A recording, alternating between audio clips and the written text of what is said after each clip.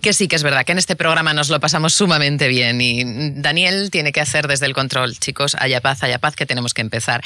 De nuevo retomamos, después de estos breves minutos de descanso, nuestro espacio Gente Brillante. Vicky, seguimos hablando de inteligencia emocional. Quique, interesantísima la aportación de nuestros invitados. Es increíble en este espacio lo que aprendemos cada día. Y además me encanta la sensación de darte cuenta de que no sabes prácticamente nada sobre un tema, aunque a veces te desenvuelvas bien en él, pero dices...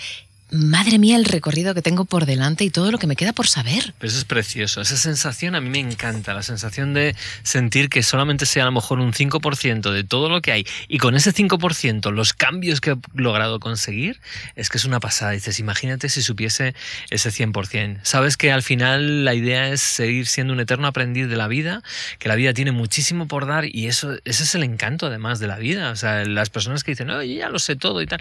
Yo me acuerdo cuando estaba en la empresa, en la penúltima empresa en ya.com, ¿sí? Que yo les decía, pues nada, estoy haciendo cosas de coaching y tal. Me dice, ¿y eso para qué quieres? Si ya lo sabes. En su día pues tenía como 38, 39 años. ¿Sí? Dice, con la edad que tenemos ya nos lo sabemos todo. Y digo, pero tío, ¿qué te pasa en la cabeza, ¿no? Para decir esas cosas. O sea, la gente es que está muerta desde ahí. Y no hay nada como sentir la capacidad que tienen las personas de aprender, de cambiar, sobre todo. El cambio es fundamental y necesitamos abrazar el cambio. Y desde las emociones especialmente, porque somos verdaderos analfabetos. Yo me sigo considerando un analfabeto emocional, a pesar de todas las cosas que voy haciendo y he hecho muchísimos avances desde hace 10 años a esta parte. Mi vida ha cambiado emocionalmente muchísimo, pero aún hay tanto por reconocer, por ver, por desarrollar, por entender, ¿no? Ahora estamos Zara y yo llevando toda la parte de Paul Ekman aquí en España. Y ella está también muy metida en temas de psicobiología para entender desde el punto de vista biológico y de químico cómo funcionan también las emociones. Hay un montón de trabajo hecho ya, hay un montón de cosas escritas con mucho rigor. ¿Por qué no demonios nos ponemos a investigarlas y a darlas? Y eso es lo que de alguna forma queremos hacer. Lo que pasa es que, bueno, a veces la gente pues le cuesta un poco hablar de emociones porque no sabe, porque no está acostumbrada a hablar de ellos y recuerdo también un compañero mío, en este caso Enono, que nos decía, aquí al trabajo hay que llegar desayunado llorado. Y llorado. Y otras cosas también, ¿no? Dices, pero bueno, que compartimos un pasado oscuro. Sí. ¿Te acuerdas del colega? ¿no? Sí. Por ahí de hecho es un súper directivo hoy en día. Ajá. Sí, está muy bien. Sí, lo hemos visto antes, que efectivamente el éxito lo alcanzan también personas que no tienen tan en cuenta las emociones, pero bueno, también a costa de qué, ¿no? Y durante cuánto tiempo lo pueden mantener. Eso es, ahí se produce probablemente una disfunción interna, porque al final todos somos personas y esa necesidad de entender las emociones, de amor, de cercanía, de cariño, de respeto. Cuando estás faltando el respeto a todo ese tipo de emociones, al final hay una consecuencia en todo ello. Y lo que decía antes Raúl, quizá a lo mejor es puedes aprender por inspiración o por desesperación. Por desesperación, más vale pues lo primero. En el caso de algunas personas pues van por ahí, ¿no? Y al final pues el karma se ocupa de todo. Pues vamos a ocuparnos de lo que tú dices, de aprender. Vamos a ver cómo aprendemos. Está muy bien aprender de aquellos a quienes les funcionan las cosas, ¿no? Es decir, de aprender de los mejores. Y precisamente de esto, entre otras cosas, vamos a hablar con nuestro siguiente invitado. Tenemos con nosotros a Francisco Alcaide. Francisco, buenos días. Hola, buenos días. Gustazo tenerte aquí. Igualmente. Francisco, bueno, ya le conocéis, pero por contextualizar un poco. Francisco es conferenciante, formador, escritor, es coach en liderazgo y motivación. Él, bueno, a ver, es licenciado en Administración y Dirección de Empresas, es licenciado en Derecho, máster en Banca y Finanzas, doctor en Organización de Empresas, con una tesis doctoral cum laude especializada en Sport Management sobre gestión en clubes de fútbol y sociedades anónimas deportivas. Forma parte del plantel de top conferenciantes. En fin. Wow. Aquí lo voy a dejar mi fuente de información y vamos a escuchar a la persona, además de presentar al personaje. Francisco, tu libro Aprendiendo de los Mejores, está, ¿por qué edición vaya? El volumen 1 por la 13 y acabamos de lanzar el volumen 2. Impresionante. ¿Qué has aprendido tú? O mejor dicho, ¿cómo te fijaste en esos que tú consideras los mejores para ofrecer su ejemplo al mundo? Bueno, hay algo que es fundamental. Yo creo que haya unos resultados y haya una trayectoria que les avalen. ¿no? Es decir, al final cuando quieres aprender siempre te fijas en referentes. ¿Y por qué son referentes? Porque hay algo que les avala, ¿no? Y esos son los resultados, ¿no?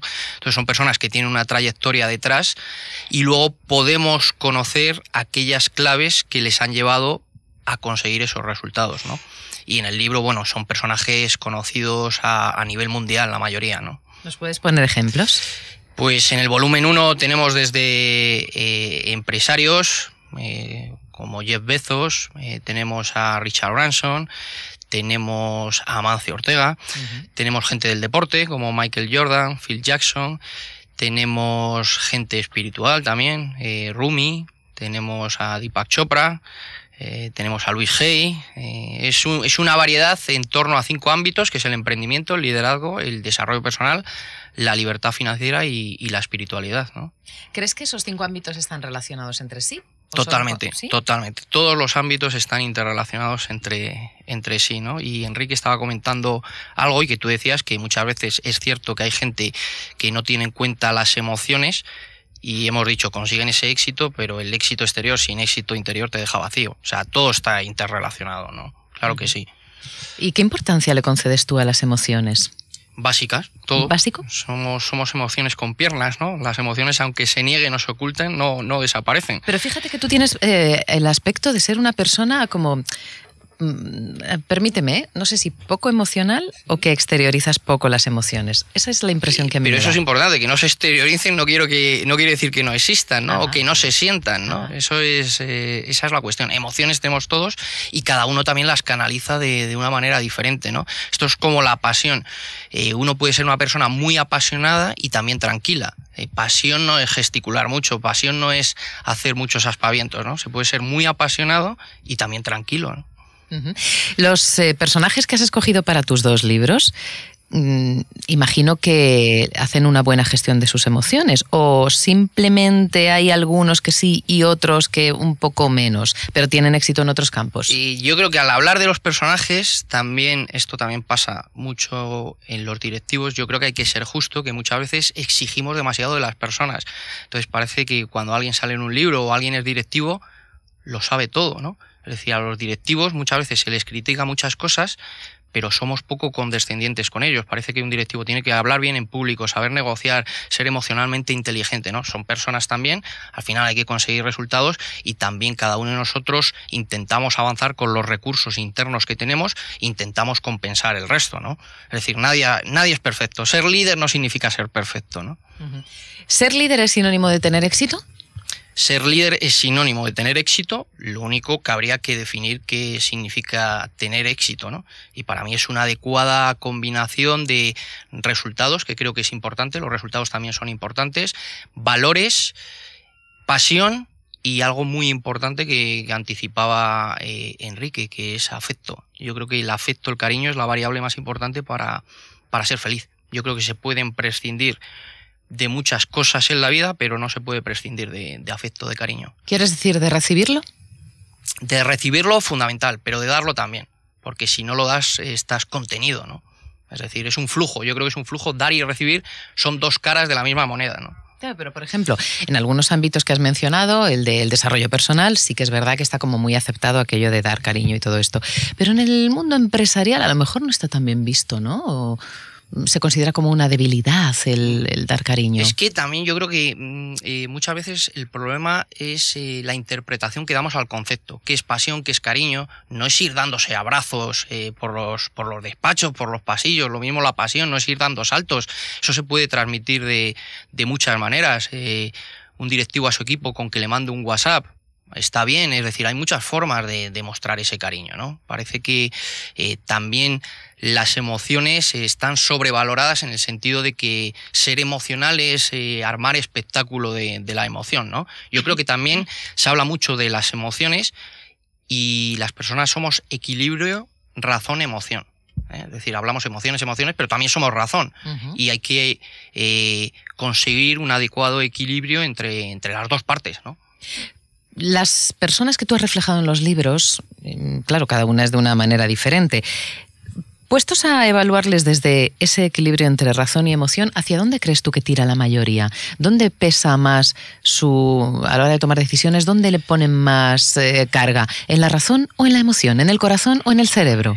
Depende de cada uno. Lo que comentábamos antes, no cada uno gestionamos nuestro trayecto con los recursos internos que tenemos. Bueno, pero se pueden desarrollar, ¿no? Exactamente. Bueno, ese es el mensaje central del libro. Que comentaba Enrique, que es fundamental tener la humildad para saber que siempre te quedan cosas por mejorar. Y el mensaje central del libro es que tu capacidad de aprender es tu principal activo y que tu desarrollo personal es tu destino. Y el viaje nunca está completo, ¿no? Así que siempre quedan cosas por aprender para desarrollarte. Lo que sí está claro que a medida que tú creces, los resultados mejoran en todos los ámbitos. Porque también, es decir, la emoción sin resultados sirve para poco, igual que la pasión sin resultados conduce al caos. Hay que equilibrar razón y emoción, ¿no? Las dos patas. ¿Has encontrado emociones comunes en los personajes que has analizado para mostrarnos sus perfiles? ¿Hay alguna que se repita de una manera considerable? El entusiasmo. El entusiasmo. El entusiasmo, que además es una palabra que a mí me encanta, porque todas las palabras tienen su etimología. Y entonces la palabra entusiasmo es una palabra que viene del griego, que es en Theos. Theos es Dios, en es dentro. Entonces dice Dios dentro, ¿no? Es decir, cuando actúas... Bonito. Claro, es muy bonito. Es como la palabra inspiración. Inspiración viene de inspiratio. Espíritu, ¿no? Espíritu dentro. Es decir, cuando estás inspirado es como si un espíritu estuviese dentro tuyo. Y claro, exactamente, pero por eso la gente fluye cuando dice estoy inspirado. Estoy conectado. Y muchos ¿Quién artistas... eres y qué has hecho con Vicky? Claro, muchos artistas dicen eso, ¿no? Los pintores, yo no pintaba, es como si una fuerza me dirigiese el pincel, ¿no? Yo no escribía, es como si una fuerza me llevase a escribir. Y la palabra entusiasmo es eso, Dios dentro, ¿no? Entonces cuando la gente actúa con entusiasmo, siempre generas seguidores entusiasmados y los proyectos, cuando tienes entusiasmo, acaban saliendo adelante, porque lo que sí hay que tener en cuenta es que el camino siempre está plagado de obstáculos, y entonces lo fácil es abandonar, y si no tienes ese entusiasmo, esa pasión, pues es difícil, ¿no? Continuar adelante. Siempre existen tentaciones para abandonar, ¿no? ¿Sí? ¿Qué tentaciones son esas, por ejemplo? Pues algo que es mucho más fácil, siempre existe pereza, es decir, el problema de ir por tus sueños es que tienes que trabajar. Necesitas esfuerzo, ¿eh? Lo que decía Enrique de los directivos, ¿qué vamos a aprender? Es que aprender exige esfuerzo, ¿no? Desarrollarte exige esfuerzo, y es más fácil quedarte cómodo que hacer el camino, ¿no? Y hay que ser valiente también, y hay que afrontar incertidumbre. Cuando tomas una decisión, no ves todo ese camino despejado por delante, ¿no? No sé si otra de las cosas que también te has encontrado es un término que también se utiliza mucho en los últimos tiempos, la resiliencia. Totalmente. Pero porque el camino nunca es una línea recta. Cuando tú te fijas un objetivo, mucho más si es ambicioso, hay dudas, hay momentos de bajón emocional, hay deslealtades, hay fracasos, hay errores, hay crisis, y eso es un rasgo fundamental. Las carreras o los personajes que aparecen ahí, su biografía no es una línea recta. Y a mí muchas veces me lo preguntan, que cuál es el principal pecado que se comete en los procesos de desarrollo personal, y yo diría la impaciencia. La impaciencia o la paciencia está asociada a la resiliencia, ¿no? La capacidad de aguantar cuando no hay resultados. Si tuvieras que hacer, imagínate, vamos a hacer un Frankenstein, ¿vale? Con todos los que has analizado. Quédate con lo mejor de cada uno de ellos. ¿Qué pondríamos en ese perfil nuevo que resulta?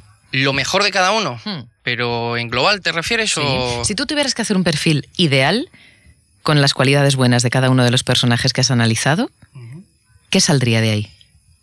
Cosas importantes: claridad de objetivos. 2, acción. Si decides algo y no actúas, no has decidido nada, ¿no? La valentía siempre está asociada a conseguir objetivos, metas y desarrollarse. 3, la disciplina, que es lo que comentaba Enrique, que lo contrario de la disciplina es la pereza. 4, el foco.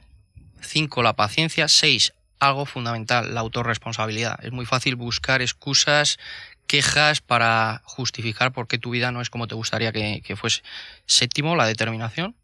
8, y habéis hablado antes en el programa, el control mental. La mente de manera natural tiende a los pensamientos negativos, ¿no? Y todo eso hay que digerirlo. Es fundamental moverse en entornos sanos, estimulantes, que no sean tóxicos, y de aquellas personas que ya han llegado también donde tú también quieres llegar, ¿no? Y 10º, volvemos a lo mismo, una actitud de mejora continua. ¿Y cuál es la emoción que prepondera en ti? ¿Cuál es la que más patente está? Entusiasmo, pasión, aunque no parezca a lo mejor. Lo va apareciendo. Entusiasmo, intento, todo lo que hago, a mí me cuesta mucho estar en proyectos y en cosas que no sienta. Entonces tengo que disfrutar el camino. Yo no hago depender la satisfacción del resultado final. Es decir, si estoy aquí es porque he venido a disfrutar también, ¿no? No solo un programa de radio. Está bien el programa de radio y vienes a disfrutar y aprender, ¿no? Claro que sí. Francisco, yo quería hacerte un par de preguntas, ¿no? Con respecto a sobre todo la labor, el trabajo que estás haciendo con estos libros, que me parecen una maravilla. La gente necesitamos saber modelar a las personas que de alguna forma tienen este tipo de éxito. Y además son personas y personajes, evidentemente, y que conjugan todas estas variables y habilidades que desde nuestro punto de vista, en Gente Brillante, estamos continuamente hablando de ellas y de alguna forma también están reforzando toda esa labor que hacemos desde el coaching, la inteligencia emocional, o sea, todo lo que serían las habilidades blandas, ¿no? Que hablan en las empresas, y cómo de alguna forma esto es fundamental a la hora de trabajar con las personas, las empresas, los líderes, pero también en la educación y en los hogares, evidentemente. Me gustaría saber un poquito más de detalles con respecto a cómo hiciste toda esa labor de investigación, toda esa labor ¿pudiste llegar incluso a conversar con ellos o simplemente fuiste a hemerotecas, vídeos, imágenes? ¿Cómo lo hiciste? Cuéntame. Los personajes que aparecen en el libro son todos mundialmente conocidos y la gran mayoría no los he conocido. Sí que he conocido algunos como Daniel Goleman, he estado con Eduard de Bono, Ferran Adrià, es decir, hay unos cuantos que he estado con ellos. Lo que pasa es que lo que está volcado en el libro, yo durante bastantes años he estado al frente de una revista que es Executive Excellence, y entonces sí que he tenido la suerte de entrevistar a muchísimos personajes no conocidos para el gran público, pero que están ocupando puestos importantes, desde el vicepresidente mundial del Circo del Sol, a lo mejor también a Pepo Hernández cuando ganó el Campeonato del Mundo de Japón 2006 de baloncesto, gente del deporte de todos los ámbitos, o sea que son cientos de entrevistas a muchos personajes conocidos. Y entonces, ¿qué es lo que pasa? Eso está volcado ahí porque los patrones y las pautas de comportamiento tienden a repetirse. Tienden a repetirse, ¿no? Entiendo. La labor que también has hecho desde el punto de vista has tirado de análisis, ha sido de leer libros, entrevistas. ¿Cuál ha sido exactamente el proceso? El proceso, son, yo creo, desde mi propio desarrollo personal, que empecé a leer hace ya casi 20 años, entonces sí que hay mucha lectura acumulada, todas las entrevistas hechas a todos estos personajes y luego también la experiencia. Yo también he montado empresas, he dado clases, he tenido procesos de coaching, entonces, como comentábamos antes, todas las piezas se interrelacionan, ¿no? ¿Conoces el trabajo de modelado que se hace en programación neurolingüística? Sí, conozco un poquito, sí. Vale, pues nosotros en este programa tenemos también tenemos una sección que de vez en cuando ponemos en marcha en el programa, que es 10-15 minutos, que no es suficiente, pero sí, sí hay unas pinceladas para entender cuáles son los procesos de pensamiento y procesos emocionales y procesos de comportamiento de la persona. Entonces, desde ahí sí que me gustaría, en un momento dado, si me permites la licencia, el quedar otro día y ver formas de colaborar desde ahí, porque creo que no es solamente lo que aparece en esas entrevistas y en esas cosas, sino también la capacidad de poder sacar esa esencia de cada uno de estos personajes en cuanto a qué pasa por dentro de sus cabezas. Evidentemente necesitaríamos tener a la persona presente para poderle hablar y preguntar todas estas cosas, pero si te apetece, aquí queda echado el testigo, el guante. Claro que sí. Para de alguna forma completar todo ese trabajo que estás haciendo, que me parece maravilloso y que creo que si además podemos meternos dentro de las cabezas de las personas y entender un poquito más desde ahí, sería genial. Así que, si te parece, hablamos, ¿vale? Totalmente, y además que, yo creo que muchos de ellos son personajes públicos y aunque no se les conozca personalmente o no se les tenga aquí, viéndoles en conferencias, en entrevistas, en escrito se pueden también descifrar sus procesos de pensamiento, ¿no? Exactamente. Qué interesantísimo. Pues nada, emplazado quedas, Francisco. Sabes que eres más que bienvenido en este programa, que desde ya es el tuyo si tú quieres. Muchas gracias. Y gracias por acompañarnos. Francisco Igualmente. Alcaide, aprendiendo de los mejores, editorial Alienta. Planeta. Muchísimas gracias. A vosotros. Gracias, buen día. Interesantísimo, Vicky, tener personajes de este calado, ¿verdad? En los que, como decía antes Raúl, inspirarnos. Sí, además que una cosa que es fácil de observar en todas estas personas que son líderes a ese nivel, que arrastran masas, es como que lo hacen de manera natural. A ti te gusta verlos y ver esa coherencia, esa inspiración. A ti te inspira también, Claro que y te sí. ayuda a conectar. Te motiva. ¿Sí? Bueno, vamos a motivarnos con nuestra siguiente invitada. ¿Quién es? Sí, ella se llama Susana Fuster. También, bueno, pues es una persona muy cercana a Darte. Es periodista, es coach y analista de comunicación no verbal. Bueno, lo que da de sí este tema. Ella dirige un máster sobre estos temas, sobre comunicación no verbal, y obviamente es súper experta en este tema. Con ella vamos a compartir ahora que, bueno, realmente es gran amiga de nosotros y una apasionada de las personas, su comportamiento, qué hacen, cómo descifrarlo. Me da miedito entrevistarla. Suele pasar. Me da miedito Suele pasar. entrevistarla. No sé si hacerlo de espaldas así para que no me...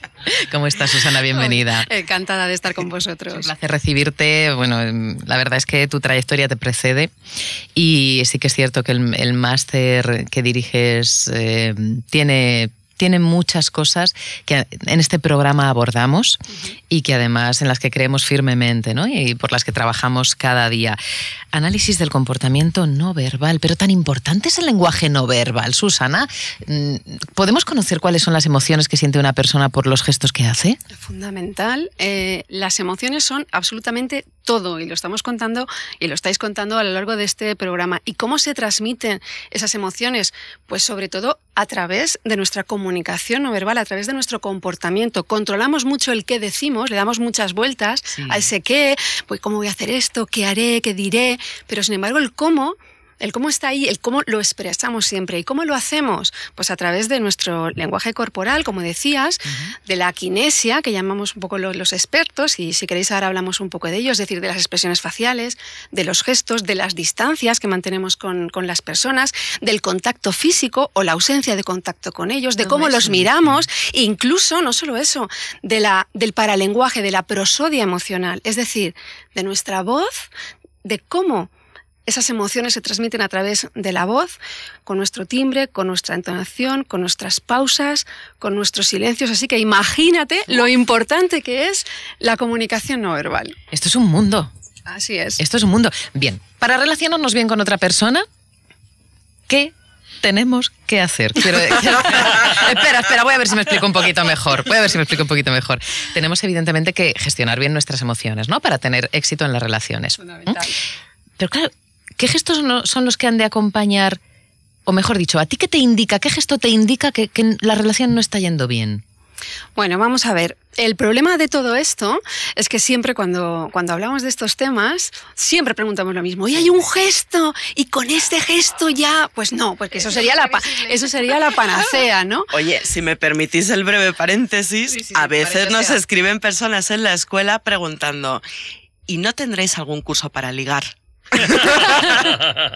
Así que importante es. Hombre, claro, son relaciones a fin de cuentas, claro.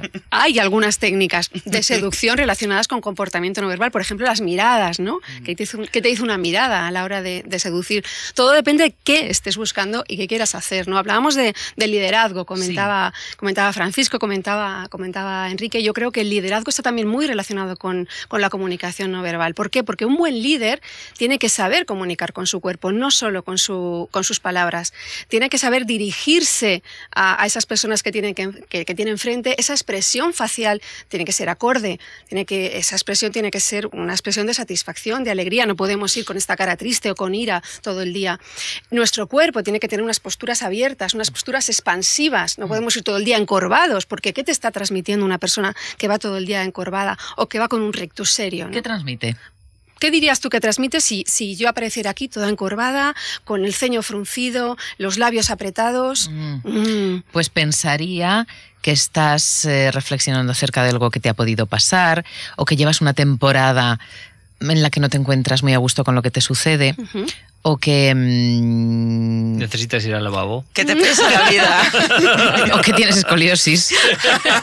Puede ser, pero fíjate, si junto a mí entra una persona con un espíritu mucho más abierto, con una sonrisa en la cara, mirándote a los ojos... Me gusta más. Te gusta más. Me gusta pues más. Por ahí es por donde tenemos que trabajar, ¿no? Claro, pero porque esa emoción es la que realmente importa y la que nos empuja ese entusiasmo del que estamos hablando también hace un momento. Claro, pero Susana, ¿no puede ser esto un arma de doble filo? Quiero decir, a mí me apasiona, voy a hacer un poquillo de abogado del diablo, porque me gusta muchísimo conocer el comportamiento de las personas partiendo del conocimiento del mío propio. Y también creo que a través de los gestos que utilizamos se puede condicionar las emociones que sentimos. Si yo me encuentro un poco bajita, pero digo, no, venga, me voy a esforzar en ir más recta, en sonreír, pues a lo mejor llega un momento después de 3 horas haciendo eso en el que digo, oh, pues la vida no está tan mal, ¿no? Me encuentro mejor, he modificado un poquito mi estado emocional. A mí esto me funciona, me funciona. A esto le llamamos el feedback facial a nivel de expresión facial, es decir, yo pongo una determinada expresión facial en mi cara, pongo una cara de alegría y ya solo por ese hecho hace que cerebralmente mis neuronas crean otras conexiones y puedo llegar a encontrarme mejor. Y lo mismo ocurre con las posturas. Hay un estudio muy interesante de una psicóloga norteamericana que se llama Amy Cuddy, no sé si la conocéis. Sí. Trabaja en la escuela la ponemos mucho como ejemplo. Fenomenal. Y tiene una charla TED, de hecho, precisamente de esto, ¿no? Que dice, hazlo hasta que te salga bien, ¿no? Haz como sí. Claro. Haz como sí, haz como sí. ¿En qué consiste? Y este estudio está comprobado, es decir, ella reunió un grupo de alumnos, entonces quería ver si realizar determinadas poses de poder nos empoderan. Entonces, ¿qué hizo? Pues a estos alumnos les tomó unas muestras de saliva para analizar antes de hacer esas posturas cómo se encontraban a nivel de 2 hormonas muy importantes, la testosterona y el colesterol. La testosterona, ¿sabes?, que es la hormona de la dominancia. Sí, la hormona la que relacionada con. Efectivamente, pero todos la tenemos. Claro. Los hombres quizá en más medida, pero la testosterona está relacionada con la dominancia, con la seguridad y el colesterol con el estrés. Entonces les tomó una pequeña muestra. Y a continuación les dijo, vais a hacer determinadas posturas poderosas. ¿Qué posturas son estas posturas poderosas? Pues posturas expansivas, posturas a lo mejor de apoyar, pues estaban en una mesa y las manos, las yemas de los dedos, las apoyaban en la mesa, o la típica postura de Obama, ¿no? O de Bush, que también hemos visto, que está reclinado en la silla con los pies encima de la mesa, es decir, determinadas posturas, o incluso la que más le gusta a ella, ¿no? La del Superwoman.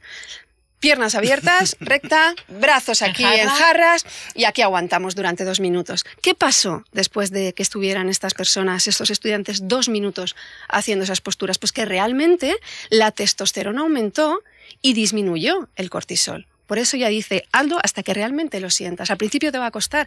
Y esto es muy importante pues cuando vas a una entrevista de trabajo, cuando estás inseguro, cuando tienes que venir a la radio y de repente dices, madre mía, me impone, pues me impone un poco.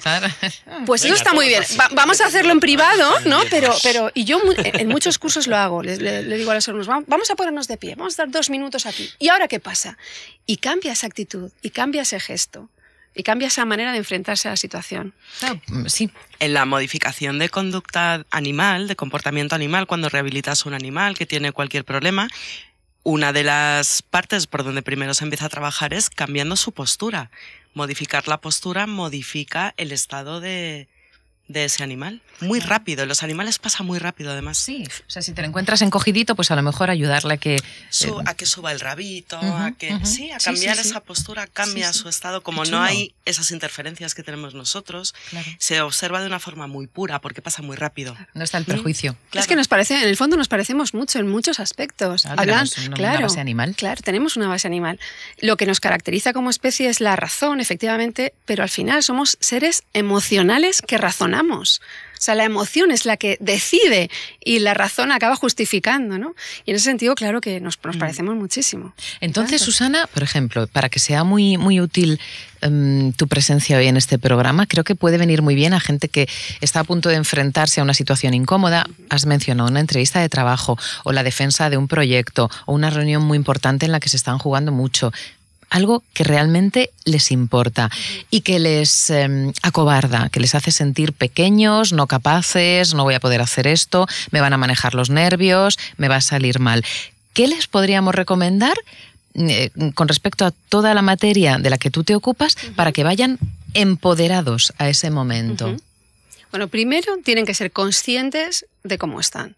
Independientemente de que a nivel de lenguaje aprendan a trabajarlo en positivo, que es lo que estabais hablando todo el rato aquí, porque eso es fundamental, nos machacamos constantemente. Bueno, pues vamos a darle un poquito la vuelta a la tortilla, que digo yo. ¿Qué podemos hacer? Bueno, vamos a tratar de que nuestro rostro esté mucho más tranquilo, mucho más liberado. Vamos a poner una sonrisa. Cuidado con las sonrisas, porque muchas veces las sonrisas enmascaran otras emociones que hay detrás. Y hay muchas sonrisas que son falsas, que llamamos. Paul Ekman habla de hasta 21 sonrisas falsas, 21. ¿No? 21. Imaginaros, que podríamos estar aquí numerando una sonrisa amortiguada, una sonrisa despectiva, una sonrisa traicionera. Uf, sí. Y claro, a nivel inconsciente, tu cerebro la nota. Fíjate que muchas veces te encuentras con una persona y dices, esta persona hay algo que no me encaja, no sé qué es, pero... No sé qué es, pero no. ¿Y es eso?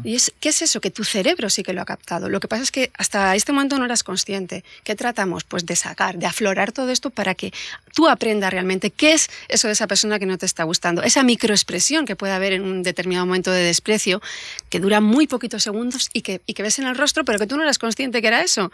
Entonces, continuando con tu pregunta, pero si no me desvío, porque a mí esto me emociona. No te preocupes, tú emocionate lo que haga falta, exterioriza la emoción. Como vamos a hablar de emociones, ¿no? Vamos a ello. Sí, como no nos gusta el tema. Claro. Es apasionante. Con lo cual, expresión facial. Vamos a controlar nuestra expresión facial, vamos a intentar poner una cara sonriente. Siempre lo que decíamos al principio, atrae más una sonrisa. ¿Por qué? Porque la otra persona, a nivel evolutivo, es decir, esta persona no es una amenaza para mí. Claro. Y eso ya es positivo, ya empezamos muy bien. ¿No me aleja? Claro, no me aleja, al contrario, me acerca, efectivamente. Entonces, caras que te acerquen a las otras personas, y para eso la sonrisa es fundamental. Te abre todas las puertas. ¿Vale? Sonrío. Sonríe, vale. ¿Cómo tenemos que sonreír? Porque esa es otra. ¿Cuál es una sonrisa realmente auténtica? Lo que llamamos la sonrisa Duchenne, de un neurocientífico francés que hizo una serie de experimentos sobre este tema. Pero si la estoy poniendo, no es auténtica, ¿o sí? Sí, hombre, tú puedes poner una sonrisa auténtica. Si la estoy forzando, una cosa es ponerla y otra es fingirla. Venga, pues vamos a ponerla y no fingirla. Vamos a ponerla y no fingirla. Vale. ¿Cómo ponemos una sonrisa de verdad auténtica? Venga. ¿Vale? Pues esa sonrisa te va a salir, pues a lo mejor ante un chiste o ante una determinada circunstancia que te ha hecho gracia o un momento de felicidad. ¿Cómo vas a notar tú que esa sonrisa que estás observando en tu interlocutor es realmente auténtica y no está poniendo la típica sonrisa de pose? Que la vemos en muchos, pues en muchos programas o en muchos actores, en muchas actrices, en muchos políticos. Es una sonrisa en la que vamos a subir la comisura de los labios, efectivamente, cuando tú sonríes, subes la comisura de los labios, pero el truco está en los ojos. El truco está en esas patitas de gallo, que a las mujeres nos gustan tan poco, pero que revelan realmente que ahí hay una sonrisa auténtica, porque por el músculo orbicular va a hacer que el párpado se levante un poquito y aparezcan las arrugas de gallo. Fíjate ahí, porque ahí realmente se puede detectar esa sonrisa auténtica. Por lo tanto, sonrío también con los ojos. Sonreímos con los ojos fundamental. Y me sería de utilidad, imagínate que yo quiero poner esa sonrisa pero no me sale, me sería de utilidad retrotraerme a un momento en el que yo haya sentido una emoción que me haya generado ese gesto. Efectivamente, lo que estamos hablando antes, el feedback facial al que nos referíamos. Vale. Tampoco no finjas, porque fingir no es bueno. O sea, tenemos que ser coherentes y congruentes entre lo que estamos expresando y lo que estamos diciendo. Si tú ese día pues no estás pletórico, pues no hace falta que vayas con esa sonrisa por ahí. Pero sí que seas consciente de que tu rostro comunica mucho. Vale. Entonces ya hemos puesto sonrisa, hemos sonreído con los ojos. ¿Qué más tengo que hacer para hacer bien esa presentación? Gestos. Vale. ¿Qué hacemos con los gestos? ¿Qué pasa con nuestros gestos? Hay veces que exageramos demasiado. Cuando nos movemos mucho las manos, primero eso hace que la otra persona se descentre un poco, ¿vale? Creamos ruido. Se pierde un poco. Bien. Entonces tenemos que aprender a controlar nuestra gestualidad. ¿Cómo? ¿Qué hacemos con las manos? Gestos abiertos. Normalmente siempre se dice, cuando tú estás dando una charla, una conferencia, muestras las palmas de tu mano. ¿Por qué? Las palmas de tu mano implica apertura, implica que estás dispuesto a darte a los demás, ¿vale? Lo vamos a ver también cuando hacemos los apretones de manos, ¿no? Cuando estrechamos las manos. Uy. ¿Cómo estrechamos una mano? El pescado fresco ahí. Todo el mundo comenta la misma. Uy, llega uno y me da las yemitas así, la blandengue. Como que no. Entonces hay que dar una mano firme. Hay que dar la mano con firmeza. ¿Cómo? En una posición igual a la que te lo están dando. Si tú das la mano normalmente en posición supina, es decir, la palma palma está hacia abajo, Sí. normalmente indicas dominancia. Ujú. Si la das hacia abajo, Lo contrario. todo lo contrario, ¿no? Por Entonces, lo tanto, un equilibrio. vamos a buscar el equilibrio y la misma fuerza con la que te la dan, das, ¿vale? ¿Y si te la dan flojuchi? Bueno, pues no, ahí No. casi que no. Puede imprimir lo Casi que propio, no, ¿no? claro, No, pues no. Sí. igual lo que te tienes que hacer es empoderar al otro en un Claro momento que sí, dado, ¿no? claro que sí. Y fíjate que en esto hay un estudio muy interesante y ya nos pasamos a otro canal que también hay que cuidar, que es el del contacto, Ajá. que nosotros llamamos áptica. Áptica. Áptica. Ah, cuántas cosas. Es un canal precioso y suena así como, áptica, ¿esto qué es, no? Pues áptica es la capacidad de relacionarnos con otras personas a través del contacto. La piel es fundamental. Imaginaos lo importante que es la El piel. órgano El más tacto. grande, ¿no? El órgano más grande el tacto es el primer sentido que desarrollamos ya en el útero materno Claro. y el último que perdemos al morir. Claro. Fijaos si es importante el tacto, ¿no? Entonces, sobre todo en culturas de alto contacto, que llamamos, en países como el nuestro, en España, somos muy de tocar, ¿no? Sí, Somos sí, muy de sí, tocar. A veces sí. nos pasamos, porque Sí. pero bueno. ¿Cómo debemos tocar a una persona para realmente crear sintonía con esa persona? Sin invadirle. Sin invadirle, porque ahí con la invasión entraríamos en otro canal, Claro. que luego podemos hablar y no vamos a liar aquí a la audiencia, porque si no... Bueno, vamos a se nos quedarnos van. en tocar un poquito. Pero bueno, vamos a tocar. ¿Dónde tenemos que tocar para generar en la otra persona esa conexión, muchas veces sin que ellos se den cuenta? ¿Dónde? ¿Sabes en qué parte del cuerpo? No. En el codo. ¿En el codo? En el codo. Solo así, me parece muy Curioso, como muy ¿eh? like, La ¿no? erótica Muy- del codo. El codo, hay unas partes del cuerpo que no son las partes vulnerables, que estaríamos hablando del codo, estaríamos hablando de la parte alta del hombro, incluso de la zona de arriba de la espalda, ¿vale? Ajá. Estas son partes no vulnerables. Y tú dirás, ¿esto qué me está contando ahora Susana? No, tiene Esto- todo el esto sentido del tiene- mundo. Tiene sentido. Pues si yo te pongo la mano en la pierna, a lo mejor te sientes invadida, pero Claro. si te toco así un poquito. Poquito, en el 3 brazo, segundos. De hecho, hay estudios relacionados con esto. Es decir, que no es El que me lo esté tiempo. inventando yo, sino que científicamente se ha comprobado. Hay un estudio que se hizo hace unos años en Gran Bretaña, fijaos qué curioso, que pues ponían unas monedas en una cabina de teléfono, salía la persona y llegaba una de gancho y cuando entraba otra a hablar por teléfono decía, ay, perdona, es que me he dejado unas monedas, ¿las has visto? Pues a las personas que tocaban por el hombro, el 68% devolvía la Qué cantidad, bueno. devolvía la cantidad, mientras que si no la tocaban, pues... A lo pues, mejor se las quedaban. sí.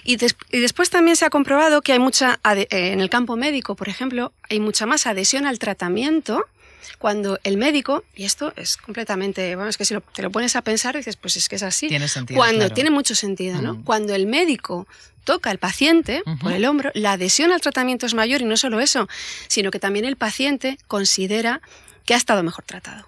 Fíjate qué bueno, curioso, y a lo mejor no se ha dado ni cuenta. Es un simple gesto Es un que dura simple 3 gesto, segundillos. Que dura nada. Está muy bien. Sigamos empoderando a estas personas Vamos que allá. tienen ese momento complicado. La sonrisa con los ojitos, quizá El contacto- el el contacto contacto visual, visual, eso es, fundamental. contacto visual. Ujú. Si procede tocar ligeramente la Ujú, parte de atrás ujú. del codo. La postura, posturas expansivas, hablábamos de Mikudi, ¿te acuerdas? Sí, posturas gestos expansivas, abiertos. Gestos abiertos. Cuidado mucho con las manos, con tocarnos mucho las manos, con hacer muchos gestos manipuladores Ujú. o adaptadores, que llamamos cuando estamos muy nerviosos, Ujú. solemos tocarnos mucho. Ujú.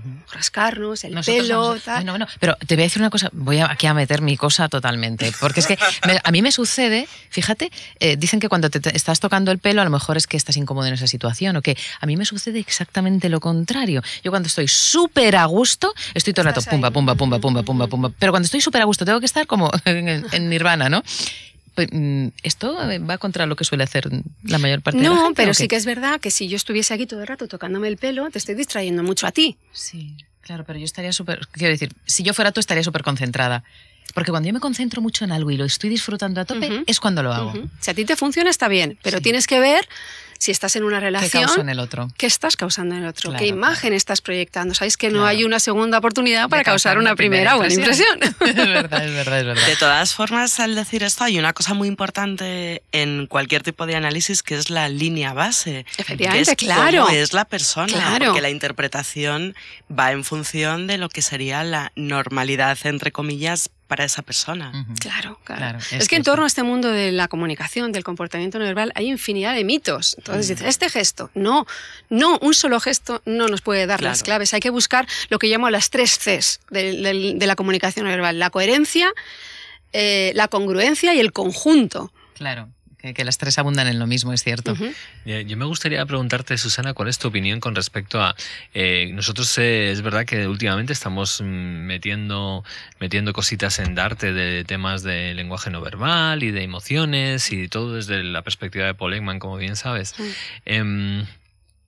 Y la verdad es que cuando vemos lo que hay ahí fuera, no solamente en internet, sino también en medios de comunicación aparentemente serios y rigurosos, aparece una serie de conclusiones cuando se empieza a analizar a políticos, a personas celebrities, gente así, y la verdad es que ves, pues eso, verdaderas conclusiones muy diciendo cómo es una persona en base a un gesto que ha hecho.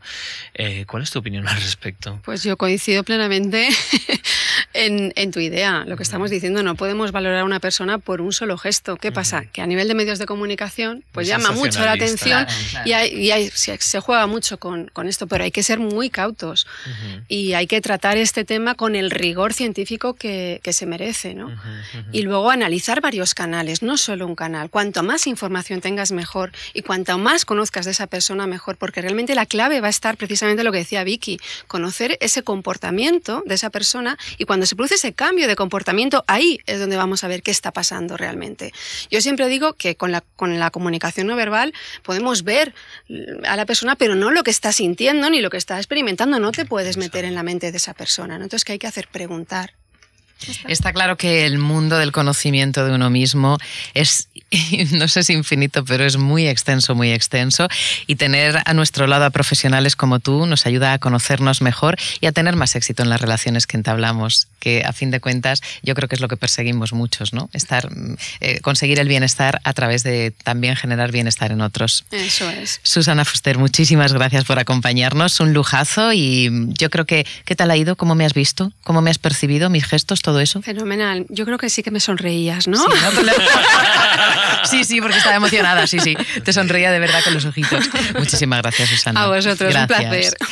Quique, impresionante lo que podemos hacer si somos conscientes. Es una pasada, y desde ese punto de vista creo que es importante poner conciencia, eliminar juicios y empezar a generar los cambios.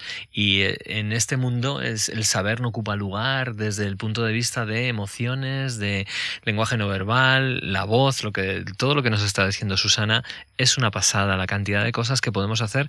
Al fin y al cabo somos personas que comunicamos a otras personas, que tenemos unos contenidos fantásticos que ya nos gustaría que todo el mundo a nuestro alrededor los conociese bien, y no solamente conocerlos, sino además los practicase, y para eso es fundamental entender cuáles son los mensajes, ese feedback, esa retroalimentación que te devuelven las personas, en este caso estudiantes, gente a la que te diriges, para poder llegar al corazón de cada persona, que es al final el objetivo de este programa, entendiendo que cada uno tiene sus limitaciones y sus patrones, y que nadie ha nacido sabido, y que de alguna forma el camino de cada uno es propio, y cada uno lo tiene que recorrer por sí mismo. Pues vamos a conocer cuál es el camino de nuestra siguiente invitada. Vicky, tenemos nuestra sección Coach de la Semana. ¿A quién recibimos hoy?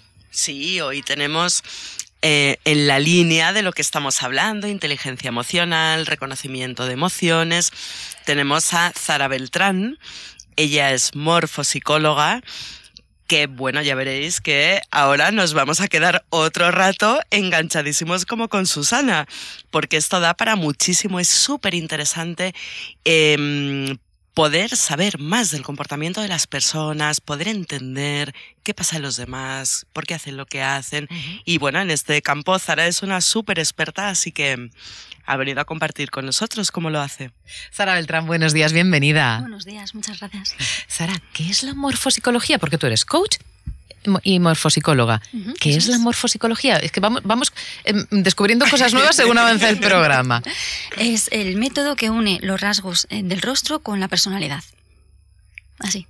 Bien, pues qué sencillito me ha parecido. A ver, métodos que unen los rasgos del rostro con la personalidad. ¿Esto quiere decir que si yo tengo una personalidad agresiva, tengo unos rasgos determinados en mi cara? Sí. Determinadas partes de tu personalidad se reflejan en el rostro. Lo que no tenemos son creencias y valores. Y tenemos el desde dónde actúa la persona. Puedo ver su base. Lo que al no tener personalidad, las creencias y y los valores, no puedo saber hasta qué punto, si no tengo una conversación, desarrolla o de qué manera eso lo transmite a los demás. Entonces, claro que sí, hay esa personalidad que se refleja en el rostro, en los rasgos, pero luego hay que saber analizar y ver con detalle hacia dónde va. ¿Me puedes poner un ejemplo de personalidad asociada a formas? Sí, perfectamente. Se ve a través de la morfopsicología las personas que son más pensativas, más emocionales o que buscan más la realización, concretar sus acciones, que están más dirigidos hacia todos hacemos cosas, pero el desde dónde, si soy más de pensamiento, no me importará tanto el objetivo en cómo se realiza en la empresa, si es más visible o menos. Es más intangible. Por ejemplo, una persona que es muy emocional, ¿qué rasgos tiene? Pues sobre todo es la zona media del rostro, ¿Es decir? tiende a ser más ancha, lo que es el pómulo, sobresale más y es más alta también. La parte de la nariz nos da la altura de esa zona. Entonces una persona que tiende a ser más afectiva tendrá una zona ancha, de pómulo a pómulo. ¿Y cuál es el origen de esto? ¿Cuál es la explicación? ¿Por qué llega a ser así? Bien, todos estos estudios vienen del doctor Corman, francés. Él es psicólogo, era psicólogo y psiquiatra. Y a través de los estudios que hizo un doctor, el doctor Sigot, estudió lo que es la relación de la biología, cómo se refleja en las personas. Lo voy a explicar con un ejemplo. Una planta, por ejemplo un árbol, si tiene las condiciones adecuadas, un organismo cuando tiene las condiciones adecuadas se expande. Cuando no, se contrae. Es decir, si le falta agua, se va a contraer. Lo mismo nos pasa en el rostro. Cuando las partes de nuestra personalidad se pueden desarrollar, estamos más a gusto, además de que hay una parte genética, se van a expandir más, vamos a tenerlas con más anchura y más altura. Cuando estamos incómodos, a lo largo de nuestro desarrollo, nuestra ontogenia, se va a retraer, van a ir hacia más pequeño o hacia atrás. Eres profesora dentro de los programas ESAC-ETAC, es decir, bueno, ahora comentamos en qué consisten, en darte formación y coaching. ¿En qué consisten? Quiero decir, ¿cuál es la explicación de ESAC y ETAC? El ESAC es, dentro, los dos forman parte de Paul Ekman, y el ESAC son las habilidades emocionales. Para luego pasar al ETAC, que es detectar la credibilidad en el mensaje. Es fundamental tener habilidades emocionales para poder detectar la credibilidad. Preferimos hablar de credibilidad, no de mentira, porque buscamos la credibilidad del mensaje. Tanto de verdad o mentira son conceptos demasiado taxativos. Ya. Entonces, claro, quizá genera más morbillo, ¿no?, en la detección de la mentira, pero bueno, sí, lo enfocáis de esa manera. Es que es un poder que todo el mundo le gustaría tener. Sí, totalmente. Ser capaz de detectar la mentira. Quiero saber ¿verdad? si me están mintiendo. Claro, Sí, o no, que fíjate. Pues o no, no. no lo sé, porque yo a veces pienso que si alguien te miente, se miente a sí mismo y me da como un poco igual. Como Sí, diría pero Byron Katie, es su asunto. Claro, Claro. pero en situaciones de, por ejemplo, de vida o Depende, muerte o claro. de situaciones de terrorismo, que es lo que hace Paul Ekman, ahí sí que es importante entender cuando una persona te está mintiendo o no. Sí. Y por eso él realiza todos esos trabajos y esas investigaciones que de alguna forma nosotros estamos aprendiendo y entendiendo. Pero sí que es verdad que no, la idea de todo esto es sobre todo entender y comprender a la persona y entender las emociones y los patrones de pensamiento en el rostro, y desde ahí lo utilizamos en coaching, ¿verdad, Sara? ¿Y Así cómo es. lo aplicas tú con tus coaches? ¿Cómo todo esto que nos estás contando, morfopsicología, todo el conocimiento aplicado en habilidades emocionales y detección de la credibilidad, ¿cómo lo utilizas tú? ¿Cómo ayudas a las personas? ¿Quién llega a ti? la base, cualquier persona que quiera alcanzar un objetivo o que algo no sepa, tenga algún bloqueo en su vida y no tenga muy claro qué o cómo hallarlo, pues el coaching es maravilloso. Tanto si tienes claro el objetivo como si no. Porque te ayuda a clarificarlo, claro. Exacto. Entonces, con las herramientas todas las que he ido aprendiendo, sobre todo la morfopsicología, tengo el desde dónde.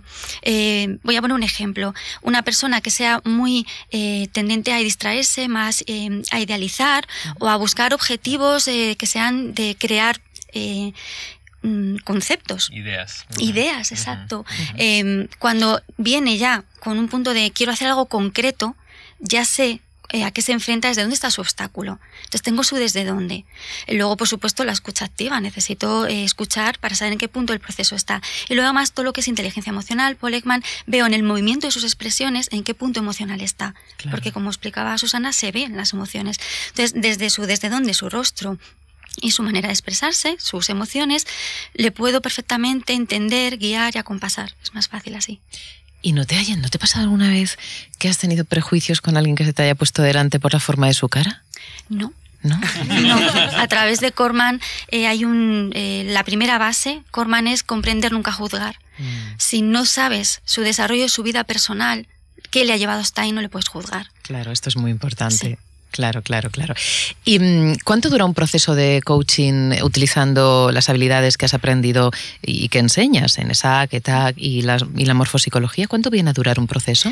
Un proceso depende mucho del objetivo de la persona. No se deben alargar mucho en el tiempo. De 5 sesiones a 10 sesiones. También depende mucho del objetivo.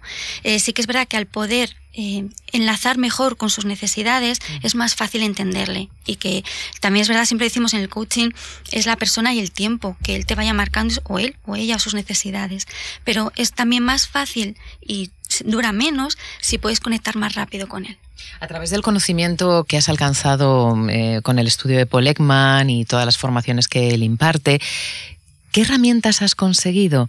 Quiero decir, ¿qué te ha enseñado Paul Ekman que digas, esto me funciona muy bien a la hora de realizar mi trabajo con los coaches? Saber el presente, el aquí y ahora, su estado emocional. Cuando te hablan, como a través de los 5 canales de comunicación, expresamos tanto, cuando te viene a una sesión, saber acogerle desde ahí. Entonces, todas sus microexpresiones faciales, su cuerpo, su tono de voz, me dicen el presente. Si en el rostro tengo de dónde viene su personalidad, el momento, el cómo está, para saber hacia dónde dirigir la sesión, es todo lo que tengo con Paul Ekman. Zara, una pregunta. Todo este tipo de herramientas concretas, ¿cómo afecta, entiendo que para bien, a la hora de tener éxito en un proceso de coaching? Es decir, ¿en qué medida tanto tener estos conocimientos de morfopsicología, de emociones, de detección de esas microexpresiones, de todos esos canales, cómo en un proceso de coaching puede hacer que una persona mejore la conexión con su coachee y a su vez eso haga que el coachee a su vez se entienda mejor y pueda conseguir sus objetivos? ¿De qué forma estás viendo los resultados? Pues de la siguiente manera, cuando te viene una persona, no sabes nada de esa persona, puedes ver un poco perdido. Tienes que escuchar esa presencia y esa escucha activa a la que hablamos siempre en el coaching. Sin embargo, con la morfopsicología tengo el desde dónde parte y me ayuda a enfocar mucho más mis preguntas. Y me ayuda a hacerle consciente también de partes de su personalidad. Entonces, me acorta más los procesos y canalizo mejor hacia dónde quiero llevar la sesión para que esa persona pues, pueda encontrar sus objetivos.